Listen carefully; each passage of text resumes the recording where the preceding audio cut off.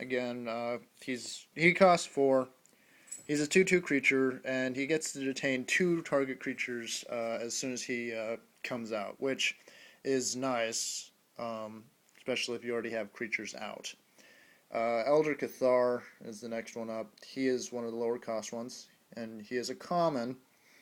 But the reason why I put him in there is for the fact that I usually end up sacrificing him. To be honest, when someone attacks me with the big creature, I just throw him out to the flames for his effect.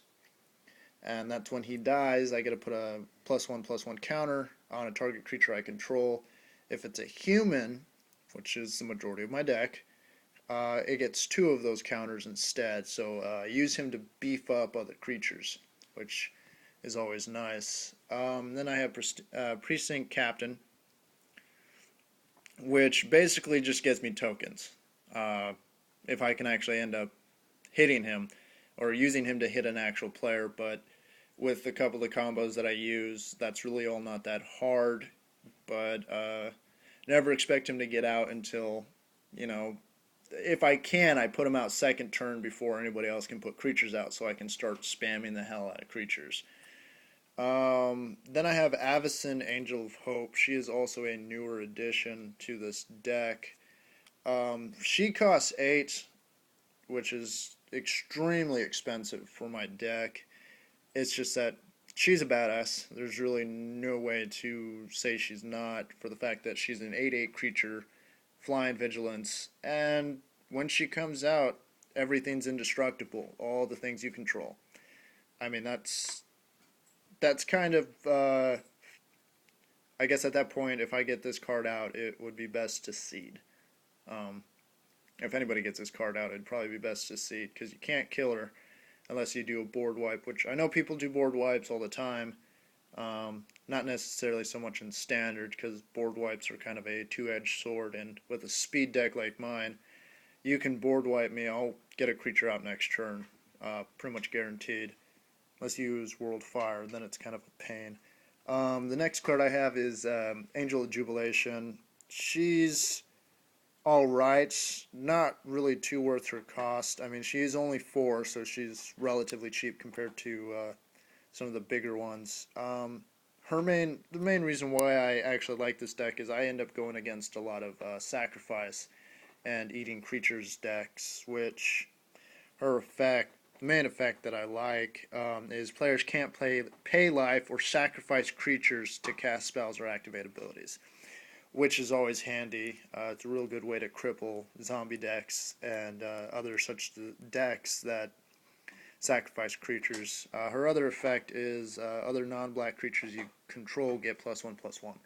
So she helps my humans and my angels, so that's always nice.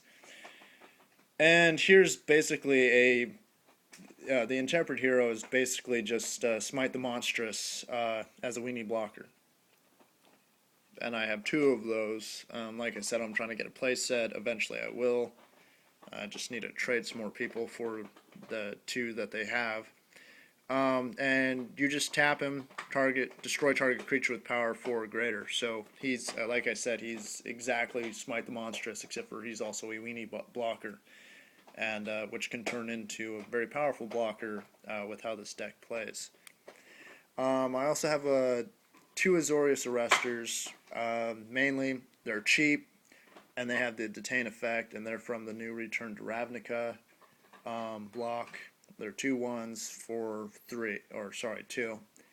Again, main reason I have on them in there is for their Detain. Then I have a playset of Elite Inquisitors, which you guys hopefully know what those guys are. First Strike Vigilance, protection from vampires, werewolves, and from zombies. They're 2/2s. They're fast, they're cheap. That First Strike and Vigilance really comes in handy, so I have basically a mean, nasty guy who can hit you first, and he never has to tap for the simple fact that he has Vigilance, so he's quite nice to have out there. And then I have Odric Master Tactician, which is a must, I think, in any human deck because of his effect. I mean, he is a 3/4 costs 4 mana to bring out, 2 white, 2 colorless. He has first strike, and whenever he attacks, and at least 3 other creatures attack, you choose which creatures block this combat, and how those creatures block. Now, I'm not too sure how that exactly works. I've been told different things about whether or not I get to choose whether they block or not, so I can say none of your creatures block, or I have to at least choose one. If anybody could please clarify that, I'd appreciate it. My friends so far have been running it as I get to choose, which is not smart for them, but they're just idiots sometimes. Yeah, but again, I think he is a must in any human deck, especially if you can build tokens real quick. So you're not going to have to worry about having less than 3 creatures. Now, I also have a playset of Champion of the Parish. These guys are just stupid in the sense of they cost 1. They start off as 1/1s. You can get them out first turn. In a deck like this where everything is relatively low cost, and this is a very fast deck where you're supposed to be getting creatures out every single turn, he gets quite nasty really quick. Because whenever a human comes out onto the battlefield, you put a +1/+1 counter on Champion of the Parish. And the nifty thing is the human guys don't have to stay out there. They can die, and he'll still be beefed up, which is just, in my opinion, kind of bullshit, but I'm not complaining because I run 4 of them.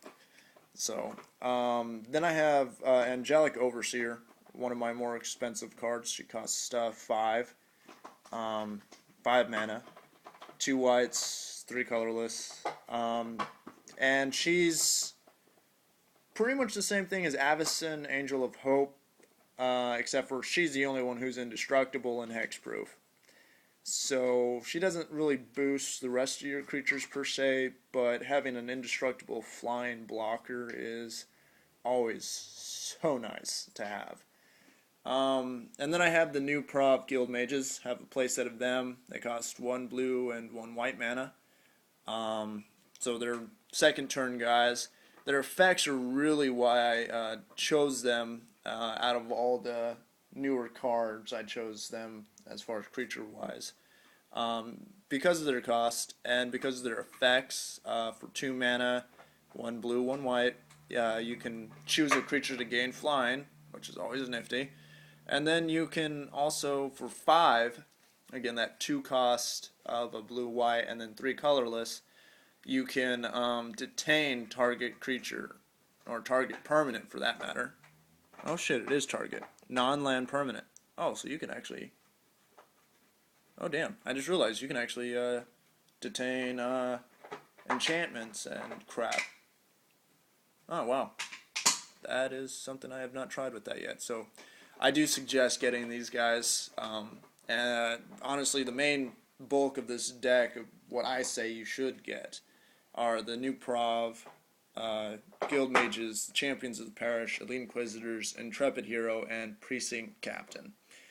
Because these guys are basically right here the bulk of the deck. If I can get a good hand of these guys plus enough mana to put them out every turn, I can build up a force quite quickly and hit every single turn.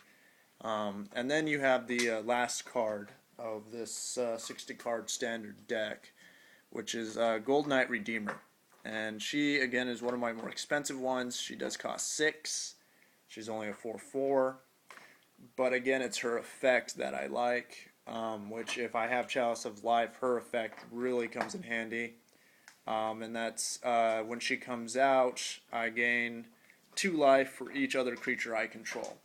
Which is nice because since I have so many creatures out, usually by the point she comes out, 6th turn, if the game actually manages to last 6 turns, she can boost my life up quite extravagantly, to be honest, and that's if I've even lost life.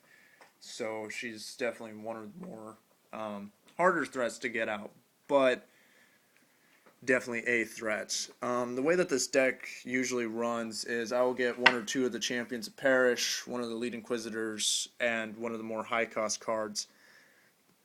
in my first hand. The tactic I use is I do not like actually playing my hand unless I have 2 plains and 1 island, or a variant degree of that, mainly because I do want to make sure I have a good mana drop, just in case I don't draw any mana. This deck should, and usually does, unless I get completely mana screwed, run on 3 mana.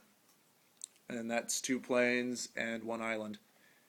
And after that, I can literally get pretty much everything out except for the really high cost ones. So it's supposed to be really fast. By turn 3 or 4, depending on what I've played, I should have hit you for pretty much 16 of your life at that point.